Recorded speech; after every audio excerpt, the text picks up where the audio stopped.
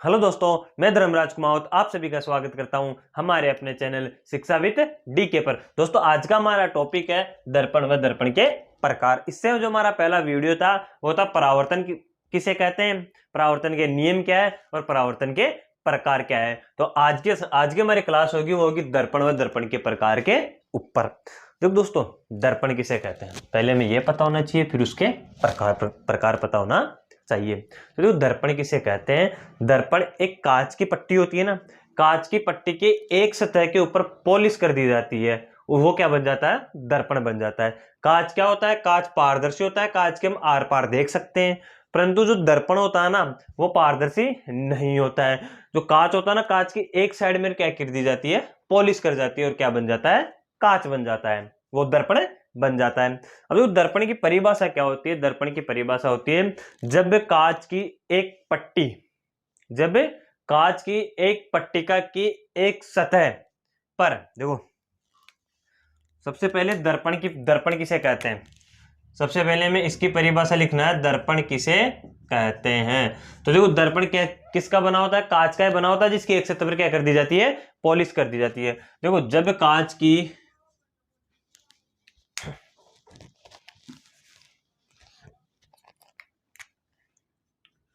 जब कांच की किसी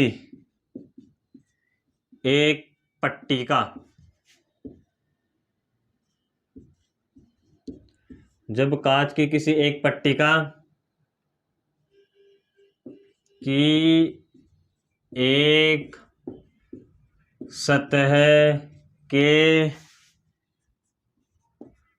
ऊपर चांदी व एल्यूमीनियम की पॉलिश कर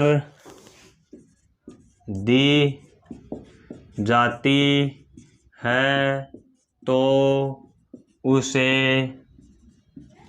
हम दर्पण कहते हैं। देखो दोस्तों, दर्पण क्या होता है, कांच की एक पट्टी होती है, मानो ये कांच है, कांच तो क्या होता है, पारदर्शी होता है, आर पार देख सकते हैं कांच में से, है ना। तो जो कांच होता है ना उसके एक साइड क्या कर दी जाती है, पॉलिश कर दी जाती है, और वो पॉलिश किसकी होती है, चांदी और एल्यूमिनियम की पॉलिश होती है। तो सिंपल सी इसकी परिभाषा है, जब कांच की किसी एक पट्टिका की सतह के ऊपर चांदी व एल्यूमिनियम की, किसकी, चांदी व एल्यूमिनियम की पॉलिश कर दी जाती है तो उसे हम क्या कहते हैं, उसे हम कहते हैं दर्पण। ये हमारा क्या हो गया, दर्पण की परिभाषा हो गई। अब देखो इसके प्रकार, ये दर्पण की परिभाषा हो गई। अब हम पढ़ेंगे दर्पण के प्रकार।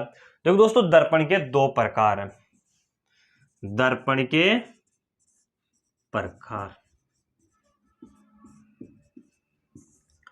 दर्पण के कितने प्रकार है, दर्पण दो प्रकार का होता है। एक होता है, पहला होता है समतल दर्पण। पहला कौन सा होता है, समतल दर्पण। और दूसरा होता है गोलीय दर्पण। दूसरा कौन सा होता है, गोलीय दर्पण। अब ये हमारा जो गोलीय दर्पण है ना, ये भी दो प्रकार का होता है। एक होता है अवतल दर्पण और एक होता है उत्तल दर्पण। मोस्ट हमारा इनके बारे में हम पढ़ेंगे, ये हमारे क्या है, मोस्ट भी है ना। तो देखो, दर्पण के प्रकार, दर्पण दो प्रकार का होता है, एक होता है समतल दर्पण और एक होता है अवतल दर्पण। तो समतल दर्पण किसे कहते हैं, समतल दर्पण की हम परिभाषा लिख सकते हैं। तो अगला हमारा हेडिंग होगी वो कौन सी है, समतल दर्पण।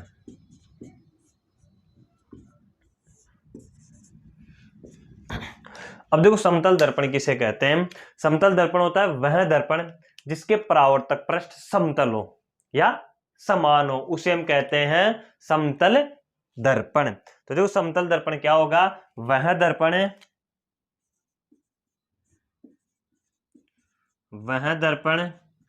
जिसके परावर्तक पृष्ठ समतल हो,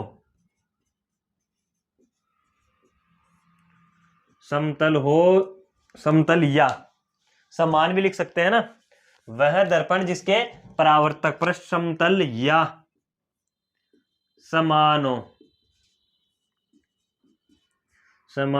उसे समतल दर्पण कहा जाता है। उसे क्या कहा जाता है दोस्तों? उसे कहा जाता है समतल दर्पण। ये हमारी क्या हो गई? ये हमारी हो गई समतल दर्पण की परिभाषा। और यही समतल दर्पण है ना हमारा, यही दर्पण, इसी हम दर्पण को घरों में काम में लेते हैं। इसी दर्पण को हम क्या करते हैं? घरों में उपयोग करते हैं। जो हमारा समतल दर्पण होता है ना, ये दर्पण, इसको हम क्या करते हैं? घरों में उपयोग करते हैं। तो देखो, दर्पण की परिभाषा नहीं पूछेगा, समतल दर्पण क्या होता है इसके बारे में भी नहीं पूछेगा। देखो, इनकी परिभाषा नहीं पूछता, पर समतल दर्पण में से क्वेश्चन बनता है। समतल दर्पण में से क्वेश्चन बनेगा, वो बनेगा कि समतल दर्पण में बनने वाले प्रतिबिंब कौन कौन से हैं। 1 नंबर का क्वेश्चन बनता है, बार बार आता है ये क्वेश्चन। समतल दर्पण में कौन कौन से प्रतिबिंब बनते हैं, ये क्वेश्चन इंपॉर्टेंट है। इनकी परिभाषा डायरेक्ट रूप या इनडायरेक्ट रूप दोनों तरीके से नहीं पूछी जाती एग्जाम में। देखो, इसके ऊपर जो क्वेश्चन आता है ना, वो है कि इस दर्पण में या समतल दर्पण में कौन कौन से प्रतिबिंब बनते हैं। तो ये मोस्ट इंपॉर्टेंट क्वेश्चन है ना। तो देखो, इसमें 4 प्रकार के प्रतिबिंब बनते हैं। इसमें कितने प्रकार के प्रतिबिंब बनते हैं? 4 प्रकार के प्रतिबिंब बनते हैं। देखो, इसको साफ कर लेते हैं। दर्पण क्या होता है? दर्पण होता है जब कांच की किसी एक पट्टी का एक सतह के ऊपर चांदी व एल्यूमिनियम की पॉलिश कर ली जाती है ना, उसे हम क्या कहते हैं? दर्पण कहते हैं। दर्पण 2 प्रकार का होता है, एक होता है समतल दर्पण और एक होता है गोलीय दर्पण। गोलीय दर्पण भी 2 प्रकार का होता है, एक होता है अवतल और एक होता है उत्तल। अब देखो, अब हम पढ़ेंगे, ये हमारा समतल दर्पण चल रहा है। समतल दर्पण की परिभाषा होगी, मोस्ट इंपोर्टेंट क्वेश्चन है ना, वो ये है कि समतल दर्पण में जो कौन सा दर्पण होगा?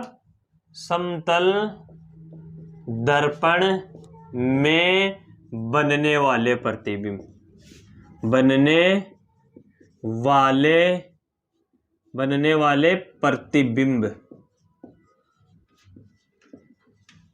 ये क्वेश्चन मोस्ट है, पूछते हैं, बार बार पूछते हैं कि समतल दर्पण में कौन कौन से प्रतिबिंब बनते हैं, समतल दर्पण में कौन कौन से प्रतिबिंब बनते हैं। तो देखो दोस्तों, समतल दर्पण कौन सा दर्पण है जो हम क्या करते हैं? घरों में उपयोग लेते हैं। वो ये क्या? घरों में उपयोग लेते हैं। वो कौन सा दर्पण है? वो दर्पण है समतल दर्पण। इसमें देखो 4 प्रकार के प्रतिबिंब बनते हैं। 1 नंबर का क्वेश्चन यहां से पूछा जाता है, बार बार पूछ लेते हैं ना। तो देखो, इसमें 4 प्रकार के प्रतिबिंब बनते हैं। देखो, मानो ऐसे मेरे सामने कोई प्रतिबिंब है, सामने मेरे कांच लगा हुआ है, प्रतिबिंब नहीं, क्या लगा हुआ है? कांच लगा हुआ है, और मैं बिंबू, और जो मेरा चित्र बनेगा ना उस कांच में, वो क्या है? प्रतिबिंब है। वो क्या होगा? प्रतिबिंब होगा। अब देखो, घरों में जो हम नॉर्मली जो कांच में देखते हैं ना हमारी शक्ल, तो देखो वास्तविकता में तो मैं यहां खड़ा हूं, वो तो मेरा प्रतिबिंब है, यानी कि आभासी प्रतिबिंब है। वास्तविकता में मैं कांच के अंदर नहीं हूं, वास्तविकता में तो मैं बाहर हूं, है ना। तो देखो, इसमें जो पहला प्रतिबिंब बनेगा ना, पहला बनेगा, वो बनेगा क्या? वो बनेगा आभासी प्रतिबिंब। तो देखो, समतल दर्पण में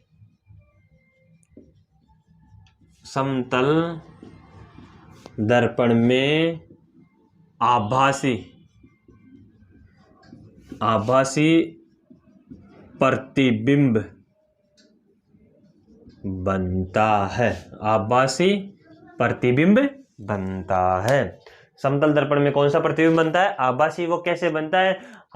सामने शीशा लगा हुआ है, उसके सामने खड़े होना, वास्तविकता में तो हम बाहर खड़े होंगे, और उस जो कांच में, उस शीशे में, हमारा जो दर्पण में है ना, हमारा जो क्या बनेगा? प्रतिबिंब बनेगा। वो कैसा होगा? आभासी होगा। वास्तविकता में तो मैं यहां खड़ा हूं और मेरा उसमें प्रतिबिंब बन रहा है, तो वो कैसा प्रतिबिंब होगा? वो आभासी प्रतिबिंब होगा। अब जो दूसरा प्रतिबिंब होगा ना, वो देखो, वो होगा सीधा। समतल दर्पण में पहला तो आभासी प्रतिबिंब बनता है, दूसरा जो प्रतिबिंब बनेगा ना, वो होगा सीधा। जैसे मैं ऐसे हूं, वैसा का वैसा ही उसमें दिखाई दूंगा। जैसे मेरे सिर ऊपर है ना, तो जो हमारा दर्पण होगा ना, उसमें भी सिर ऊपर ही दिखाई देगा। तो दूसरा प्रतिबिंब कौन सा है? दूसरा प्रतिबिंब हमारा समतल दर्पण में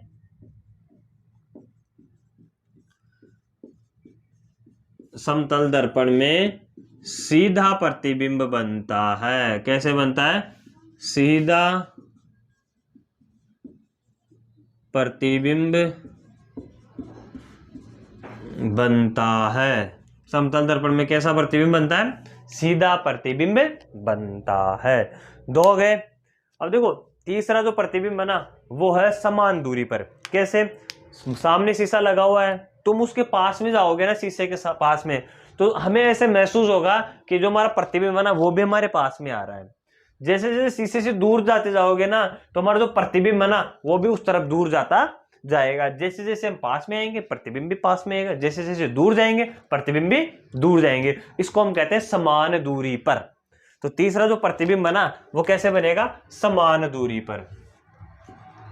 समतल दर्पण में, समतल दर्पण में, है ना, क्या होता है? समान दूरी पर प्रतिबिंब बनता है। समान दूरी पर, समान दूरी पर प्रतिबिंब बनता है ना। क्या हो गया? सीधा हो गया, समान दूरी पर हो गया, और आभासी हो गया। ये तीन प्रतिबिंब बनते हैं। अब चौथा होगा वो होगा पार्श्वी प्रतिबिंब। पार्श्वी प्रतिबिंब क्या होता है?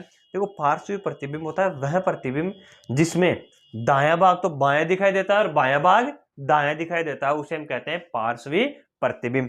देखो जैसे मैं, देखो ये मेरे दाएं हाथ में, ये दो मार्कर बाएं हाथ में, ऐसे मैं शीशे की तरफ देख रहा हूं ना, तो देखो शीशे में मेरी शक्ल ऐसी होगी, ऐसी, यानी कि ये तो इसमें होगा और ये इसमें। वास्तविकता में तो मेरे ये इस तरफ में देख रहा हूं तो ये बायां हाथ हो गया और ये दायां हाथ हो गया। अब जैसे मैं वास्तविकता में कैसे खड़ा हूं? वास्तविकता में मैं ऐसे खड़ा हूं, है ना।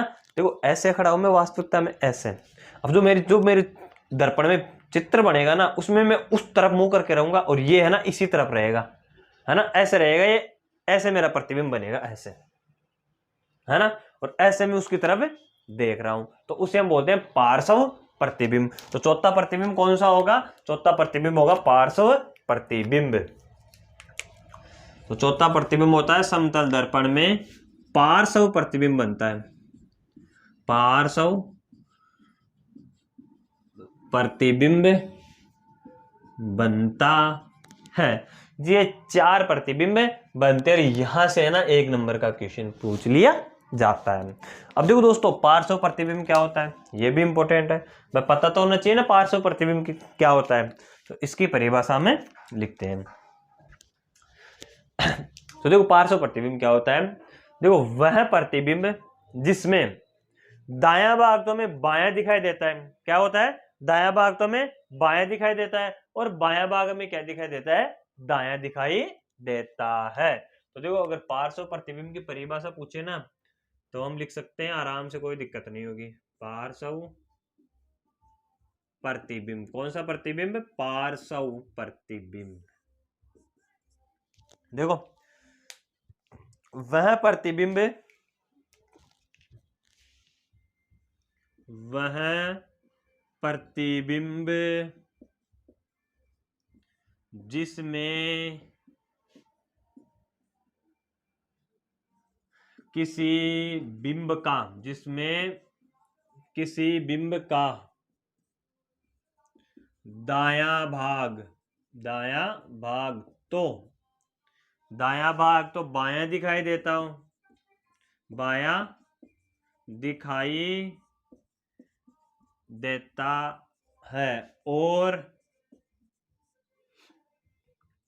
बायां भाग, बायां भाग दायां दिखाई देता है, उसे पार्श्व प्रतिबिंब कहा जाता है। उसे क्या कहा जाता है? उसे कहा जाता है पार्श्व प्रतिबिंब। अगर जैसे जैसे हम, अगर जैसे कोई भी अक्षर ले लो, जैसे पी, अगर इस पी को हम दर्पण में देखते हैं ना, तो वो हमें क्या दिखाई देता है? हमें क्यू दिखाई देता है। जैसे इस डी को उस दर्पण में देखोगे ना, तो हमें ऐसे दिखाई देता है। तो ये क्या हो गया? इसको हम बोलते हैं पार्श्व प्रतिबिंब। ये हमारा समतल दर्पण पूरा कंप्लीट हो गया है। पहले समतल दर्पण की परिभाषा, वह दर्पण जिसके परावर्तक पृष्ठ समतल या समान हो उसे समतल दर्पण कहते हैं। मोस्ट इंपोर्टेंट क्वेश्चन, समतल दर्पण में कौन कौन से प्रतिबिंब बनते हैं? तो समतल दर्पण में जो प्रतिबिंब बनता है ना, वो एक तो आभासी प्रतिबिंब होता है, एक प्रतिबिंब तो ये होता है, दूसरा होता है सीधा प्रतिबिंब, तीसरा होता है समान दूरी पर प्रतिबिंब, और चौथा होता है वो कौन सा है? वो है पार्श्व प्रतिबिंब। और पार्श्व प्रतिबिंब किसे कहते हैं? वह प्रतिबिंब जिसमें किसी बिंब का दायां भाग तो हमें क्या देता है? बायां दिखाई देता है, और बायां भाग हमें क्या दिखाई देता है? दायां भाग दिखाई देता है। जैसे अगर हम किसी दर्पण में इस पीक को देखेंगे ना, तो हमें इसे क्यूब की तरह दिखाई देता है, उसे हम कहते हैं पार्श्व प्रतिबिंब। अब देखो, इसके बाद में हमारा जो हमारा दूसरा दर्पण है ना, हम उसके बारे में पढ़ेंगे। अब दोस्तों, दूसरा हमारा जो दर्पण है ना, समतल दर्पण पूरा हो गया। दूसरा हमारा जो दर्पण है ना, वो कौन सा है? गोलीय दर्पण। हम किसके बारे में पढ़ेंगे? हम पढ़ेंगे गोलीय दर्पण के बारे में। मोस्ट इंपोर्टेंट ये दर्पण है ना, गोलीय दर्पण। देखो, समतल दर्पण की क्या परिभाषा थी? वह दर्पण जिसके परावर्तक पृष्ठ समतल होते हैं या समान होते हैं उसे हम कहते हैं समतल दर्पण। अब ये गोलीय दर्पण है, तो वह दर्पण है जिसके परावर्तक पृष्ठ गोल होते हैं उसे हम कहते हैं गोलीय दर्पण। तो देखो, गोलीय दर्पण किसे कहते हैं? वह दर्पण वह दर्पण वह दर्पण जिसके परावर्तक वह दर्पण जिसके परावर्तक पृष्ठ गोल होते हो, अर्थात ऐसा दर्पण जिसका कम से कम ऐसा दर्पण जिसका कम से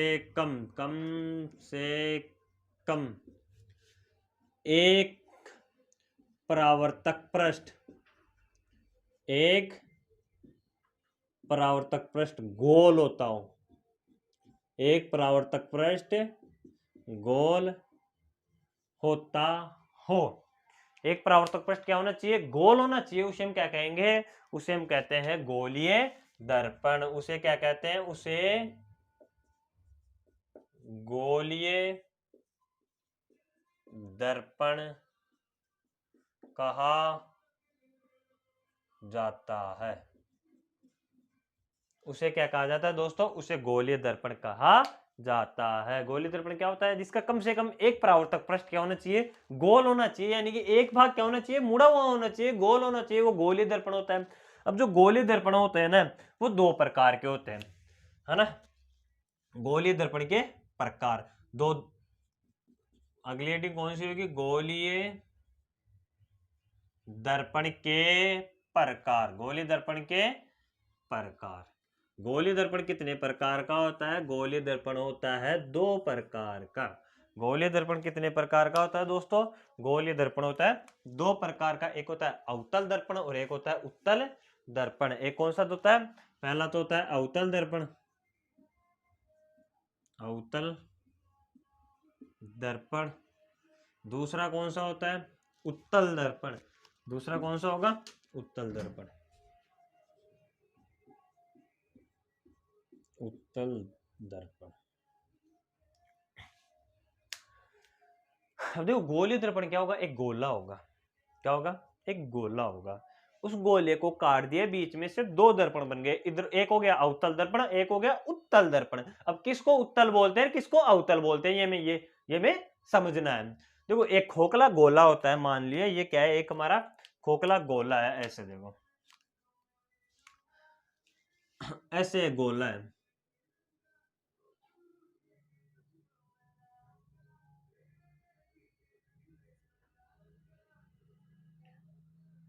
ये हमारा क्या है? ये हमारा है गोला।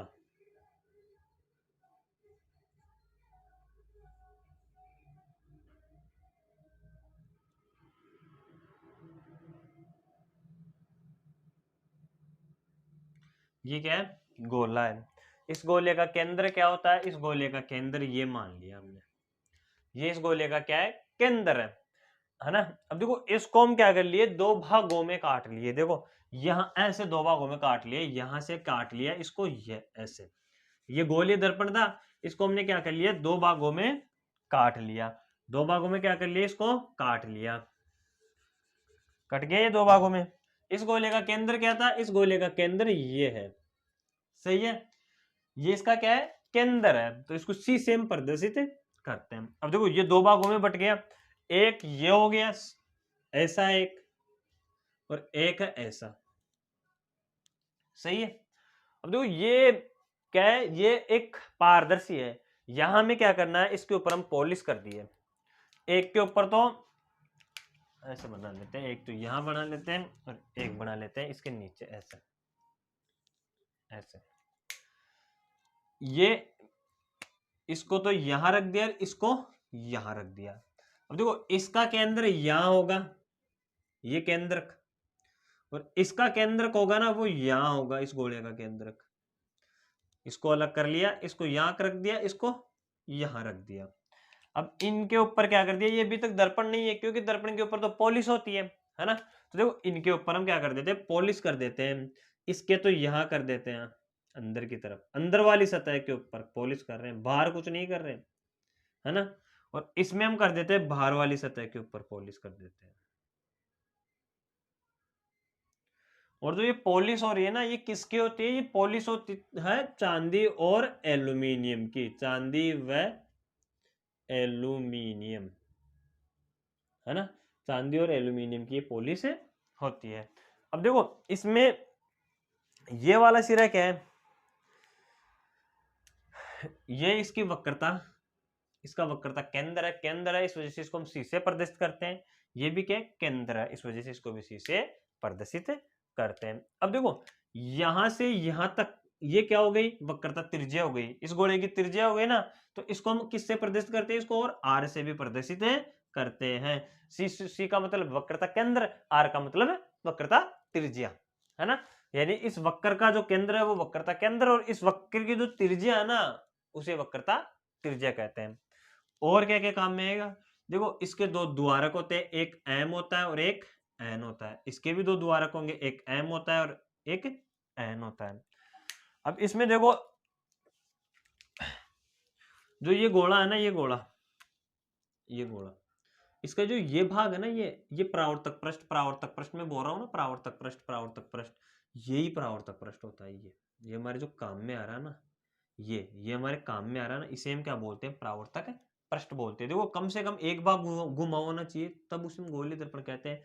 तो ये घुमा हुआ है, और जो परावर्तक पृष्ठ होता है ना, ये परावर्तक पृष्ठ है और एक ये परावर्तक पृष्ठ, दो दर्पण है। अब हमें पता नहीं कौन सा उत्तल है कौन सा अवतल है, हमें अभी यही पता है कि ऐसे एक गोले को काट लिया और दो भागों में बांट लिया। इसके क्या क्या नाम है, ये केंद्र का तो यहाँ केंद्र लिख दिया, ये त्रिज्या है तो इसको त्रिज्या लिख दिया, ये भी केंद्र का तो केंद्र लिख दिया, त्रिज्या तो त्रिज्या लिख दिया। ये एम और एन दो द्वारक होते हैं, ये एम और एन दो द्वारक होते हैं। अब देखो जो परावर्तक पृष्ठ है ना, इस परावर्तक पृष्ठ के केंद्र को ध्रुव कहा जाता है।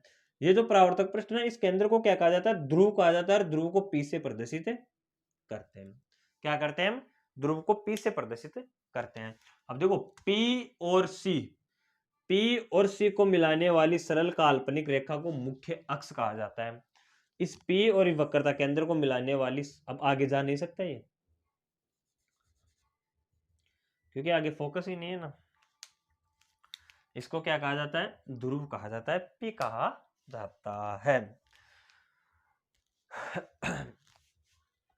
अब देखो इसे हम क्या कहा जाएंगे, जो ध्रुव और वक्रता केंद्र को मिलाती है ना, उसे सरल रेखा को मुख्य अक्ष कहते हैं।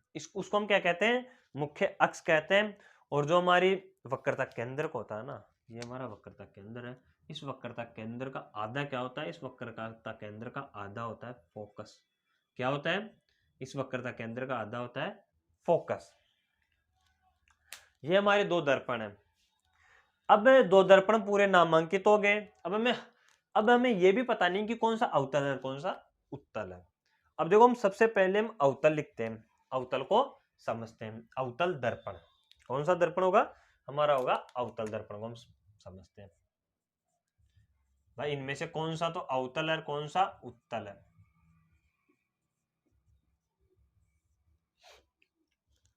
अब देखो, अवतल दर्पण वह दर्पण जिसके परावर्तक पृष्ठ अंदर की ओर वर्कित हो। देखो मैं लिख देता हूं एक बार, वह दर्पण,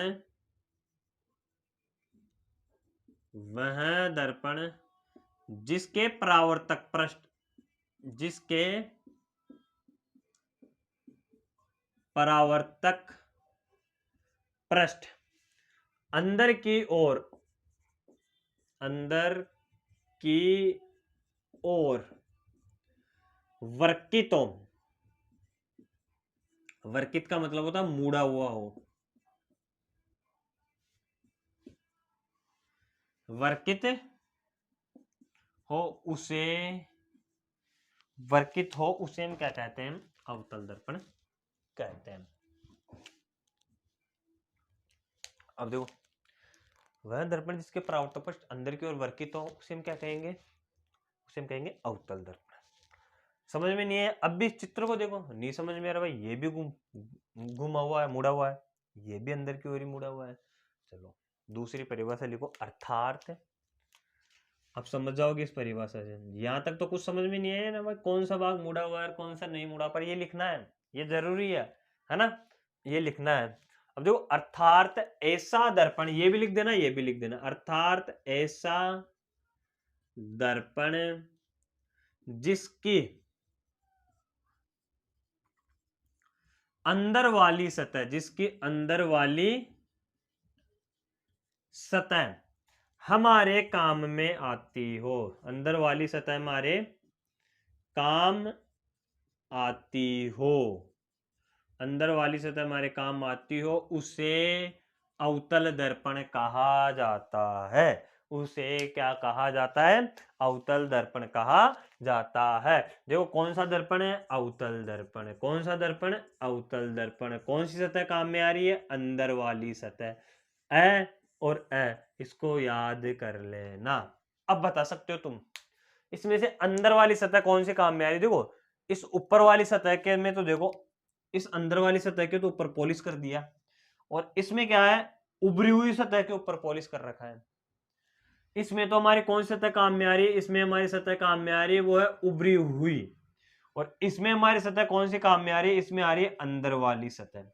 तो हमारा ये क्या हो गया, हमारा ये हो गया अवतल दर्पण। अब इसका हम देखो ढंग से चित्र बनाएंगे अवतल दर्पण। देखो ये होता है अवतल दर्पण, ऐसा, ये क्या होता है, अवतल दर्पण होता है, ये हमारा अवतल दर्पण होता है। ऐसे कर लो इसको, थोड़ा मोटा कर लो इसको, मोटा।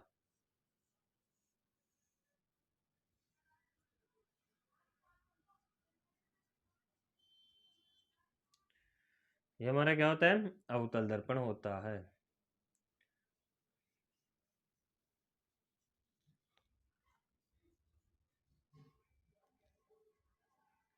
अवतल दर्पण बन जा रहे।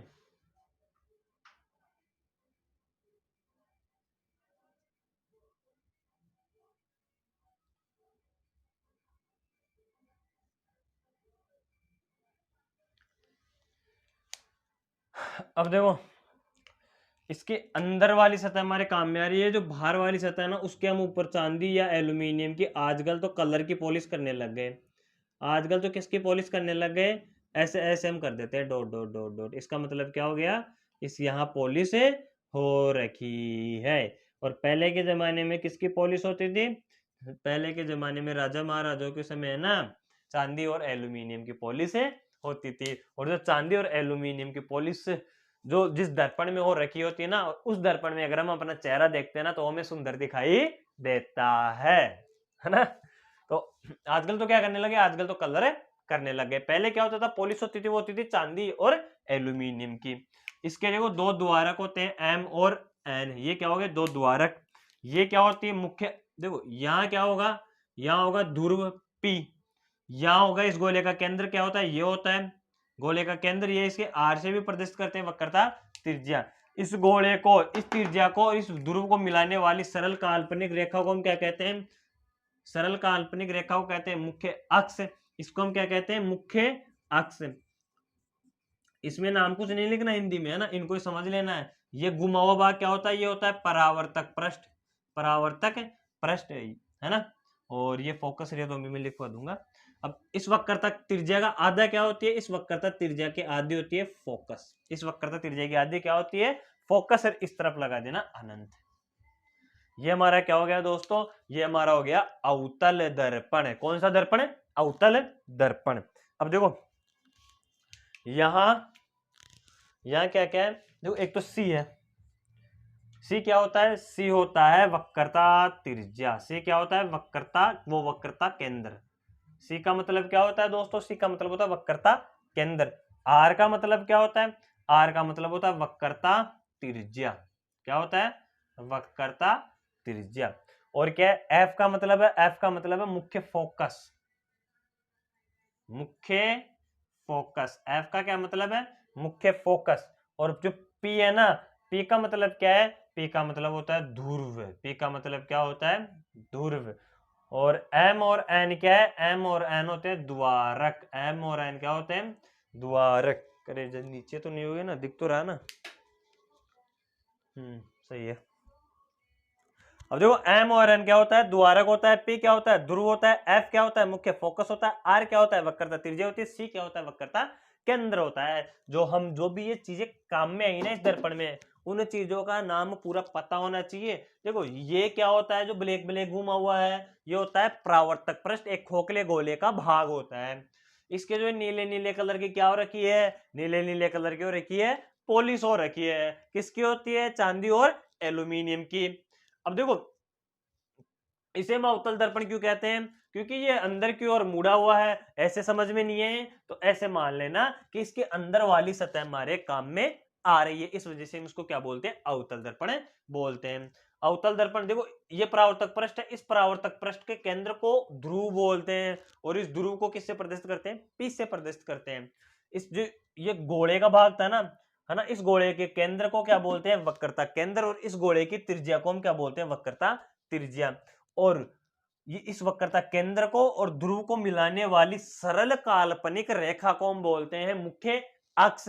और वक्रता त्रिज्या और ध्रुव, वक्रता केंद्र और ध्रुव के का आधा क्या होता है, मुख्य फोकस होती है। इस दर्पण में जो भी चीजें काम में आ रही है ना, उन उन सबका तुम्हें पता होना चाहिए कि कौन किसको प्रदर्शित करता है, कौन किसको। ये क्या है, ये इस लाइन का मतलब क्या होता है, ये नीला नीला क्या हो रखा है, पी क्या है, इन सबका तुम्हें पता होना चाहिए। तो इस तरफ में ये लिख दिया। तो ये हमारा क्या है, अवतल दर्पण है। ये हमारा क्या है, अवतल दर्पण है। अब देखो अवतल दर्पण की और भी चीजें,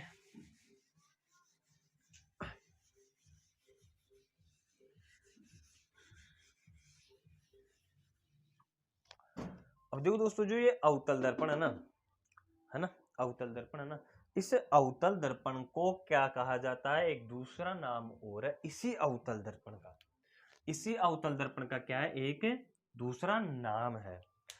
वो क्या नाम है, इस अवतल दर्पण को लिख सकते हैं हम आराम से। देखो इस अवतल दर्पण को, इस अवतल दर्पण को, अवतल दर्पण को अभिसारी दर्पण भी कहा जाता है। कौन सा दर्पण दोस्तों, इसे कहा जाता है अभिसारी दर्पण भी कहा जाता है, अभिसारी दर्पण भी कहा, अभिसारी दर्पण भी कहा जाता है। इस दर्पण का दूसरा नाम क्या है, इस दर्पण का दूसरा नाम है अभिसारी दर्पण। और इस दर्पण को अभिसारी दर्पण क्यों कहा जाता है, इस दर्पण को अभिसारी दर्पण इसलिए कहा जाता है, देखो इस अवतल दर्पण को अभिसारी दर्पण भी कहा जाता है क्योंकि यह दर्पण या फिर अवतल, यह यही लिख लो, यह दर्पण, क्योंकि यह दर्पण मुख्य अक्ष के समांतर आने वाली किरणों को, या फिर लिख सकते हैं प्रकाश की किरणों को, क्योंकि यह दर्पण प्रकाश की किरणों को, की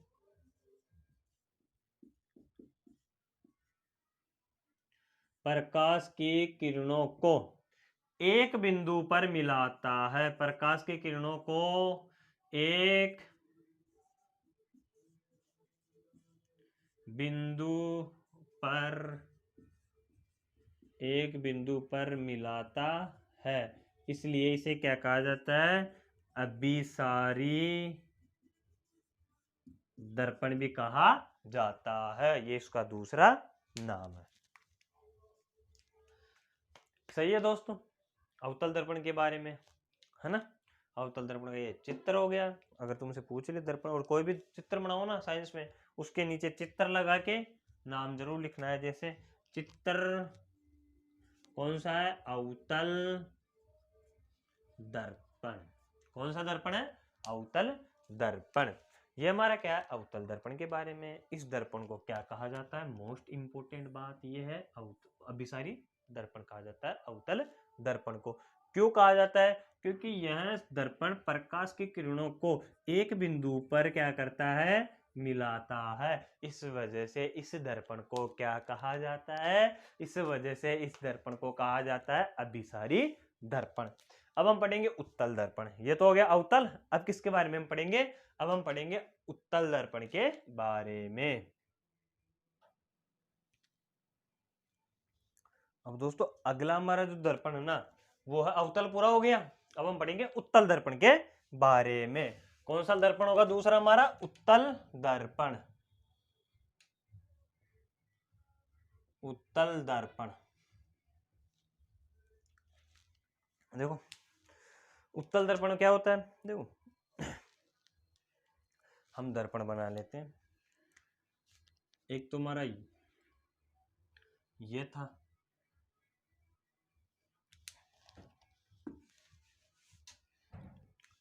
एक तो हमारा ऐसा दर्पण था जिसके बाहर पॉलिश हो रखी थी, अंदर वाली सतह हमारे काम में आ रही थी, उसे हम बोलते थे अवतल दर्पण। अब एक दर्पण ये है जिसके हम यहां पॉलिश कर दिए, यानी कि अंदर की ओर क्या कर दी? अंदर की ओर पॉलिश कर दी।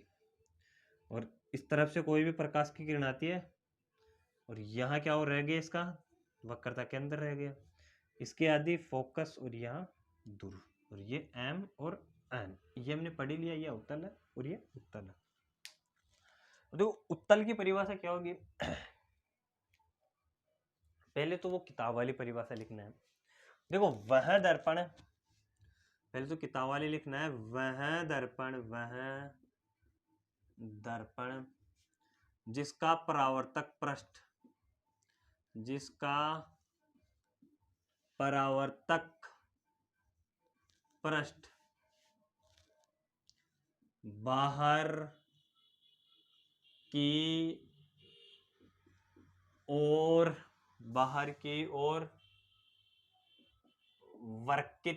वर्कित का मतलब मुड़ा हुआ हो। वह दर्पण जिसका परावर्तक पृष्ठ बाहर की ओर मुड़ा हुआ हो, अर्थात, अब हम अपनी वाली परिभाषा लिख सकते हैं, अर्थात ऐसा दर्पण जिसकी उभरी हुई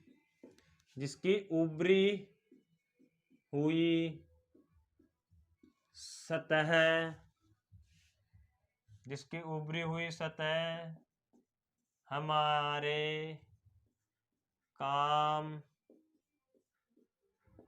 आती हो, जिसकी उभरी हुई सतह हमारे काम में आती हो, उसे हम बोलते हैं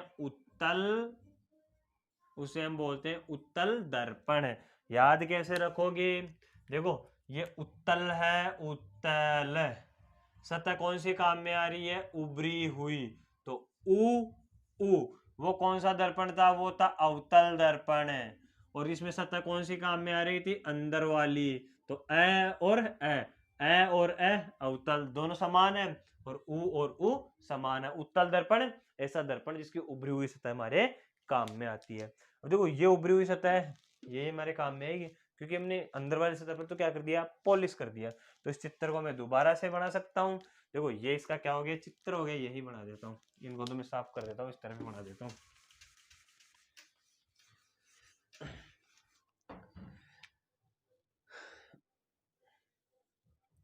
ये क्या हो गया, देखो ये दो द्वारक M और N, यहाँ ये हो गया केंद्रक C, है ना, इसको ऐसे मिला दिया, इसका आधा फोकस, और यहाँ होगी P, यहाँ हो गया अनंत, है ना, और इस पर क्या कर दिया, उभरी हुई सतह तो हमारे काम में आती है ना, तो उभरी हुई सतह पर हम पॉलिश करेंगे नहीं, अंदर वाली सतह के ऊपर हम क्या करेंगे, पॉलिश कर देते हैं। अंदर वाली सतह पर हम क्या कर दिया, पॉलिश कर दिया। ये चित्र किसका है दोस्तों, तो ये चित्र है उत्तल दर्पण का। कौन से दर्पण का है, उत्तल दर्पण का। ये चित्र कौन से दर्पण का है, उत्तल दर्पण का है। पता कैसे चला, उभरी हुई सतह हमारे काम में आ रही है, उसमें अंदर वाली सतह हमारे काम में आ रही है। सही है। अब इसमें जो ये नाम, इसके नाम ये तो पता है, उसके इसके सेम ही है। जैसे एम एन का मतलब है एम और एन, एम और एन क्या होता है, द्वारक होते हैं, और पी क्या होता है, पी होता है ध्रुव होता है।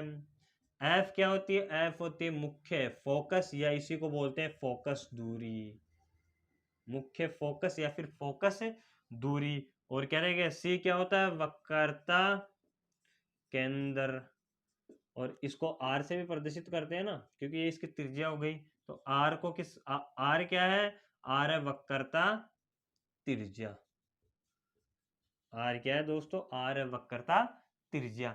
और इसको हम बोलते हैं, ये घुमा हुआ भाग है ना बिना कलर किया हुआ, इसको हम बोलते हैं परावर्तक पृष्ठ। और जो ये लाल लाल कलर है इसमें यानी पॉलिश हो रखी है, वो है चांदी और एल्यूमिनियम की, ये वाला भाग है परावर्तक पृष्ठ। और ये नीली लाइन है ना, तो इसको और इसको मिला रही है, उसको हम बोलते हैं मुख्य अक्ष।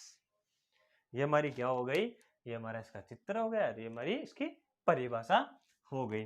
अब देखो उस दर्पण को अभिसारी दर्पण बोलते थे, याद रखना है।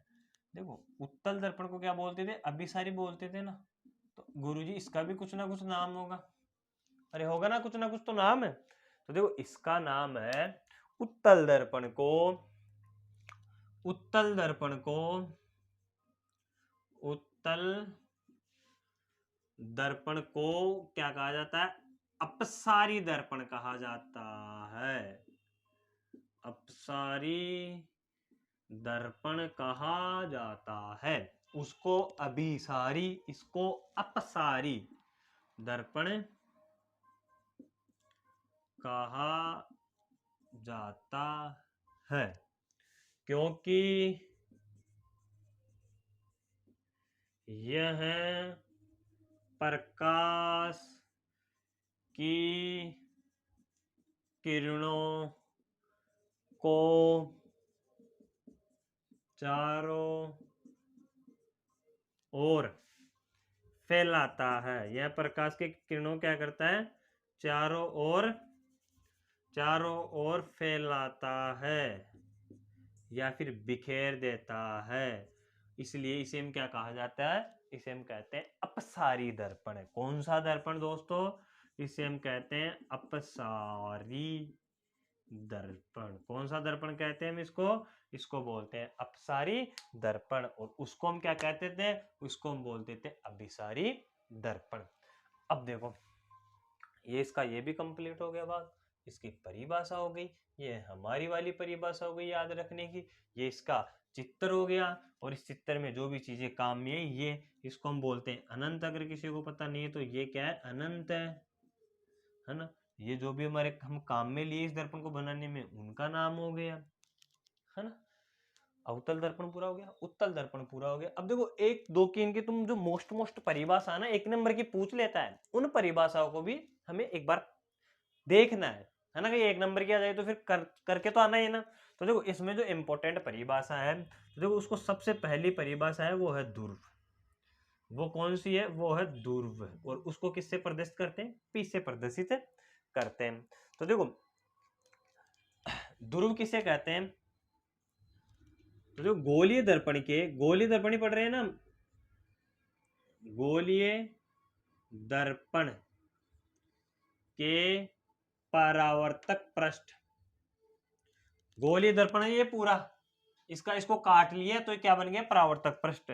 गोलीय दर्पण के परावर्तक पृष्ठ, परावर्तक पृष्ठ के केंद्र को, परावर्तक पृष्ठ के केंद्र को ध्रुव कहते हैं। क्या कहते हैं, ध्रुव कहते हैं। ये तो क्या हो गया, ध्रुव हो गई। अब हम वक्रता त्रिज्या की परिभाषा याद करें ना, वक्रता त्रिज्या। दूसरी परिभाषा हो गई वो हमारी हो गई वक्रता त्रिज्या की।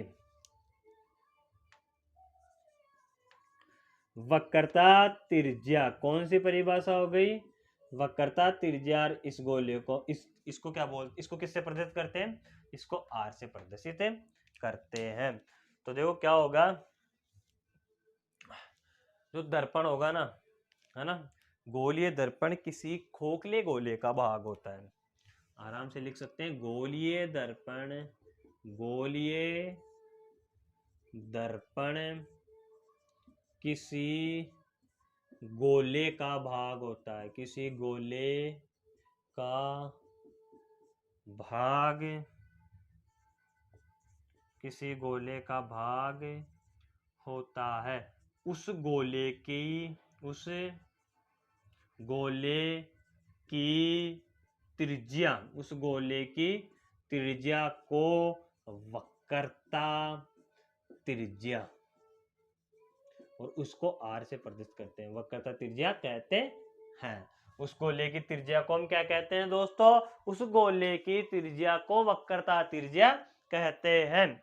और अगर इसी की वक्रता केंद्र की परिभाषा पूछ लेना, अगर यहां इस त्रिज्या की जगह क्या लिख दे, केंद्र लिख देना भाई, वक्रता केंद्र किसे कहते हैं, तो इसको सी से प्रदर्शित करते हैं, वक्रता केंद्र को। सेम यही परिभाषा होगा, गोलीय दर्पण किसी गोले का भाग होता है, उस गोले के केंद्र को, यहां से क्या लिखोगे, उस गोले के केंद्र को, उस गोले के केंद्र को वक्रता केंद्र कहते हैं। तो ये भी किसकी हो गई, वक्रता केंद्र की परिभाषा हो गई। और इनमें से देखो एक परिभाषा है, वो इंपॉर्टेंट परिभाषा, मुख्य अक्ष की परिभाषा। किसकी परिभाषा, मुख्य अक्ष। मुख्य अक्ष किसे कहते हैं, तो देखो मुख्य अक्ष क्या होगा, थोड़े इसको साफ कर लेते हैं।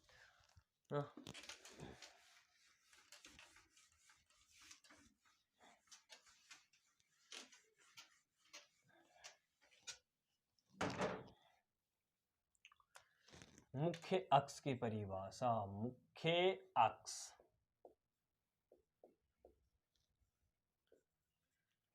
तीसरी परिभाषा है ना, मुख्य अक्ष क्या होगा, मुख्य अक्ष होता है, देखो ध्रुव गोलीय दर्पण के, गोलीय दर्पण के ध्रुव वक्रता केंद्र को मिलाने वाली सरल रेखा को मुख्य अक्ष कहा जाता है। गोलीय दर्पण के ध्रुव व वक्रता केंद्र यानी कि P व C को मिलाने वाली सरल रेखा को हम क्या कहते हैं, सरल रेखा को हम कहते हैं वक्रता, वो मुख्य अक्ष कहते हैं। अब एक इंपॉर्टेंट परिभाषा है, वो लिख लेना, 4 बस बहुत है।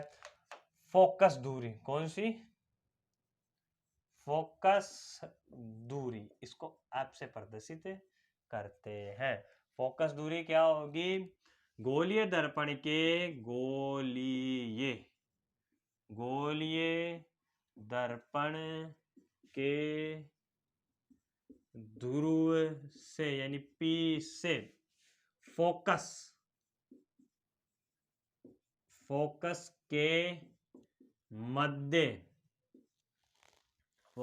मध्य की दूरी को फोकस दूरी कहा जाता है। ये क्या हो गई, ये हमारी इंपॉर्टेंट कुछ 4-5 परिभाषाएं हो गई। उत्तल दर्पण क्या था, जिसकी उभरी हुई सतह हमारे काम में आती है उसे उत्तल दर्पण कहते हैं। इस दर्पण को अपसारी दर्पण कहते हैं। क्यों कहते हैं, क्योंकि किरणों को बिखेरता है। ये 1 2 3 4 परिभाषा। ध्रुव, वक्रता केंद्र से ही वक्रता त्रिज्या की परिभाषा बनती है। मुख्य अक्ष, फोकस, दूरी। तो दोस्तों आज की क्लास यहीं पे खत्म होती है। थैंक यू, जय हिंद, जय भारत दोस्तों।